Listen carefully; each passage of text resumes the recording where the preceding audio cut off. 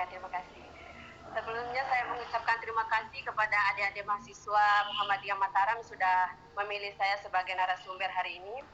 Baik, saya akan kok mati layar di situ. Apa, Bu? Apa, Bu? Mati layarnya di situ. Mati layar. Mati. Jaringan ngomong. Masih ikut. Enggak, panggung dulu, Ruci. Direluskan. Oke, baik, saya lanjut. Di sini saya akan membacakan sedikit saja profil diri saya.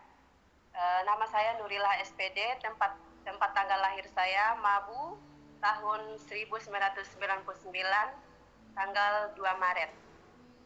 Nah, di sini teman-teman bisa bertanya apa saja mengenai anak-anak SD di saya. Sekarang bisa teman-teman atau adik-adik bertanya. Ya, baik. Jadi di sini saya menanyakan dari tahun berapa Ibu Nurlaila bekerja jadi guru di sekolah itu? Sekolah SD. Baik, adik-adik sekalian, saya mulai memasuki instansi perguruan itu pada tahun 2021. Kebetulan pada saat itu saya telah lulus di S1 PGSD, saya langsung melamar di situ di instansi perguruan. Kemudian dari tahun 2021 sampai sekarang berarti saya sudah 3 tahun lebih saya mengajar di SDN Negeri Mabu.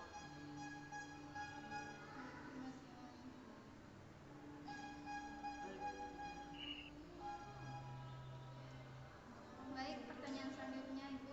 Baik, pertanyaan selanjutnya, Ibu. Apa saja kualifikasi pendidikan yang dibutuhkan untuk menjadi guru SD?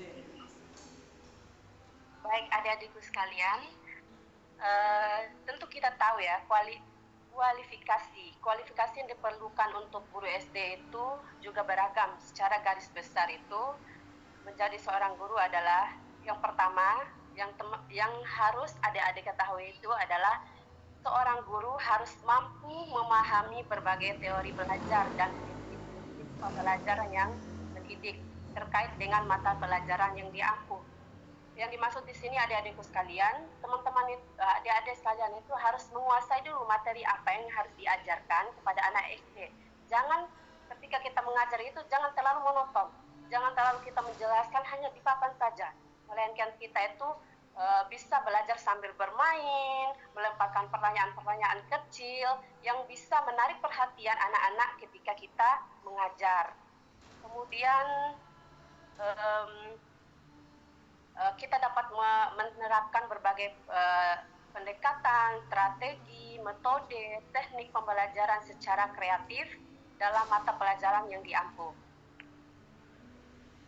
Kurang lebih seperti itu ya teman-teman mengenai kualifikasi yang diperlukan oleh guru SD.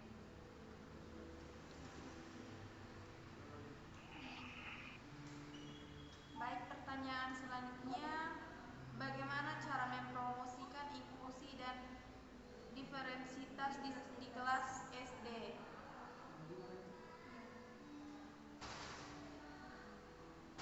Diversitas ya. Oh, diversitas sama inklusi. Nah, teman-teman di sini pertanyaan yang sangat bagus sekali. Di dalam sekolah itu ada yang namanya anak-anak yang berkebutuhan khusus seperti difabel, tunarungu, tunawicara dan lain sebagainya. Nah, di situ diperlukan adanya beberapa bimbingan yang mendalam ataupun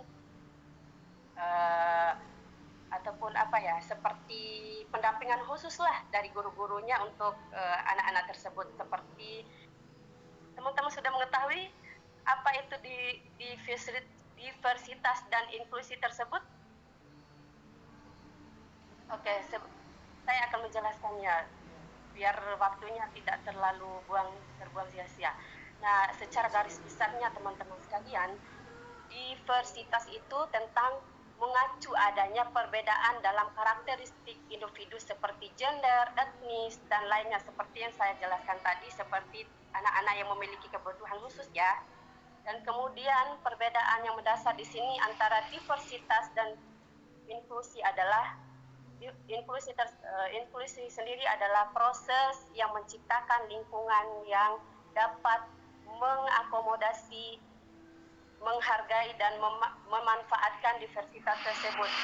Dalam hal ini diversitas itu bukan memanfaatkan dalam konteks jahat ya teman-teman, tetapi kita memanfaatkan kalaupun ada anak-anak yang berkebutuhan khusus di kelas kita itu, berilah perhatian khusus untuk mereka agar mereka bisa lebih nyaman, lebih senang lagi untuk melakukan pembelajaran pada hari itu.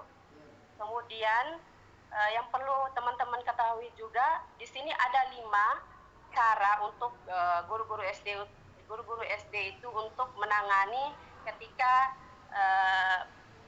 menerapkan pendidikan inklusi dan diversitas di kelas SD. Yang pertama, melakukan pembelajaran secara berkelompok.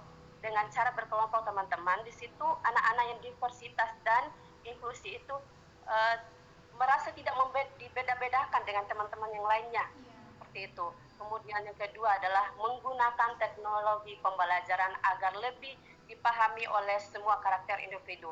Nah, di sini guru-guru itu dapat menghadirkan pembelajaran tidak hanya menggunakan media buku, melainkan guru-guru sekarang itu, apalagi di era 4.0 itu, guru-guru sangat kreatif dalam menghadirkan berbagai macam strategi dan teknik dalam belajar, seperti menghadirkan audiovisual ataupun semacamnya. Dan kemudian yang ketiga adalah penggunaan materi ajar yang disesuaikan. Materi ajar yang disesuaikan di sini adalah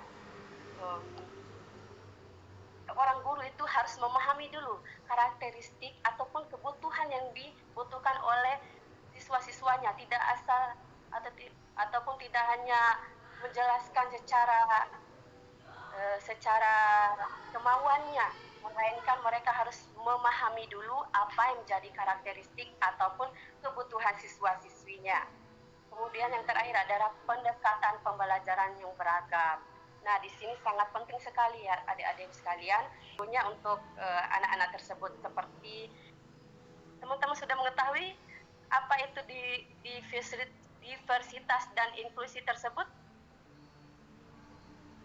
Oke, saya akan menjelaskannya biar waktunya tidak terbuang sia-sia. Nah, secara garis besarnya teman-teman sekalian, diversitas itu tentang mengacu adanya perbedaan dalam karakteristik individu seperti gender, etnis, dan lainnya seperti yang saya jelaskan tadi, seperti anak-anak yang memiliki kebutuhan khusus ya. Dan kemudian perbedaan yang mendasar di sini antara diversitas dan inklusi adalah inklusi sendiri adalah proses yang menciptakan lingkungan yang dapat mengakomodasi, menghargai dan memanfaatkan diversitas tersebut. Dalam hal ini diversitas itu bukan memanfaatkan dalam konteks jahat ya teman-teman, tetapi kita memanfaatkan kalaupun ada anak-anak yang berkebutuhan khusus di kelas kita itu, berilah perhatian khusus untuk mereka agar mereka bisa lebih nyaman, lebih senang lagi untuk melakukan pembelajaran pada hari itu. Kemudian yang perlu teman-teman ketahui juga, di sini ada 5 cara untuk guru-guru SD itu untuk menangani ketika menerapkan pendidikan inklusi dan diversitas di kelas SD. Yang pertama, melakukan pembelajaran secara berkelompok. Dengan cara berkelompok teman-teman, di situ anak-anak yang diversitas dan inklusi itu merasa tidak dibeda-bedakan dengan teman-teman yang lainnya, seperti itu. Kemudian yang kedua adalah menggunakan teknologi pembelajaran agar lebih dipahami oleh semua karakter individu. Nah, di sini guru-guru itu dapat menghadirkan pembelajaran tidak hanya menggunakan media buku, melainkan guru-guru sekarang itu, apalagi di era 4.0 itu, guru-guru sangat kreatif dalam menghadirkan berbagai macam strategi dan teknik dalam belajar, seperti menghadirkan audiovisual ataupun semacamnya. Dan kemudian yang ketiga adalah penggunaan materi ajar yang disesuaikan. Materi ajar yang disesuaikan di sini adalah orang guru itu harus memahami dulu karakteristik ataupun kebutuhan yang dibutuhkan oleh siswa-siswanya, tidak asal ataupun tidak hanya menjelaskan secara kemauannya, melainkan mereka harus memahami dulu apa yang menjadi karakteristik ataupun kebutuhan siswa-siswinya. Kemudian yang terakhir adalah pendekatan pembelajaran yang beragam. Nah, di sini sangat penting sekali ya adik-adik sekalian, pendekatan pembelajaran yang beragam. Di sini seperti yang saya jelaskan tadi, jangan hanya monoton. Itu adalah hal yang sangat penting. Jangan monoton dalam memberikan penjelasan terhadap anak-anak didik kita. Nah, seperti itu lebih dan kurangnya mengenai penerapan pendidikan inklusi dan diversitas di kelas SD. Karena udah menyempatkan waktu, bisa kita wawancarai pada sore hari ini. Ya.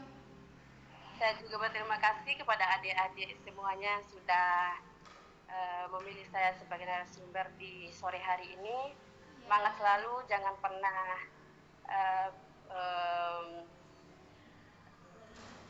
jangan pernah tidak belajar, itu aja. Iya, Bu. Ya mungkin hanya itu aja ya, Bu. Sekian dan terima kasih. Wassalamualaikum warahmatullahi wabarakatuh. Terima kasih banyak, Bu. Terima kasih banyak, Bu. Waalaikumsalam warahmatullahi wabarakatuh.